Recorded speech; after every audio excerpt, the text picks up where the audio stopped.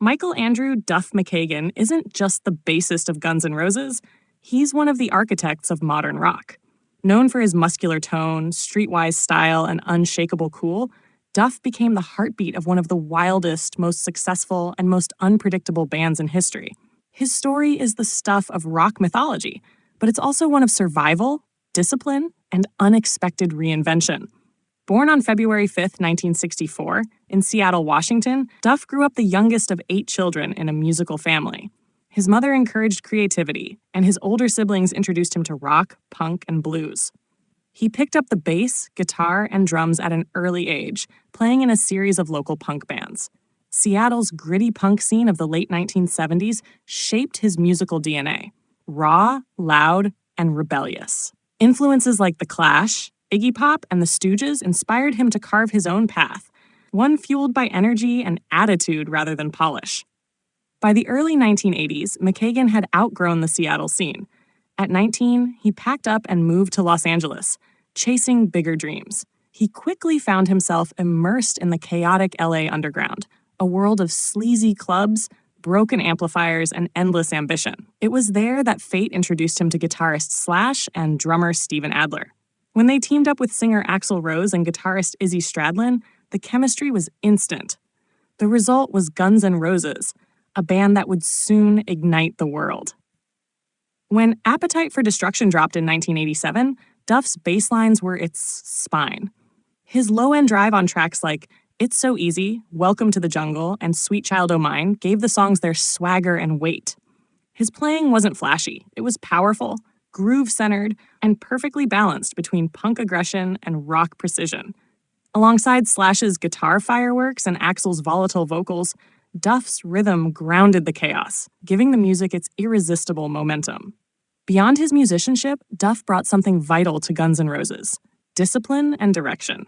While the band's reputation for debauchery and unpredictability became legendary, Duff often acted as the quiet mediator, helping keep the group functioning when personalities clashed. His cool demeanor masked a sharp business sense and a deep love for the craft of music. He was, as many fans describe him, the heart of the storm. But the excesses of the late 1980s and early 90s took their toll. The band's massive success came with burnout, conflict, and addiction. By 1994, Duff's alcohol use nearly killed him. His pancreas burst, and doctors told him he wouldn't live another month if he didn't stop drinking.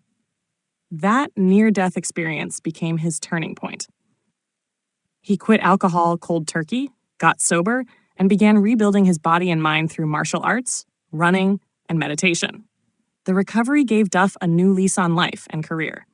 In the years following, he studied finance at Seattle University, started his own wealth management firm for musicians, and became an outspoken advocate for artist education and financial literacy. He also explored new musical avenues, fronting his own bands like Loaded and joining supergroups such as Velvet Revolver with Slash and Matt Sorum, Walking Papers, and Jane's Addiction for select tours.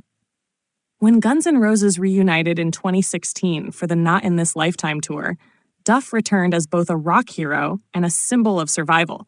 His bass lines still thundered, his stage presence still radiated effortless confidence, but there was wisdom now behind the swagger. For fans, seeing Duff back alongside Slash and Axl was more than nostalgia. It was proof that even the wildest of rock stars could grow, evolve, and endure. Today, Duff McKagan remains a force of authenticity in an industry often built on illusion. His solo albums, including Tenderness 2019, reveal a reflective side of the man once known for chaos. Songs filled with empathy, honesty, and heart. He's proof that punk attitude and maturity can coexist, that rebellion doesn't have to fade. It can simply evolve. Duff's story is more than a rock biography. It's a testament to perseverance.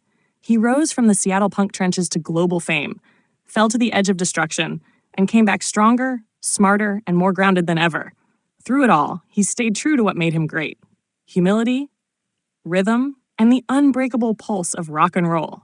Duff McKagan didn't just play the bass, he lived every note.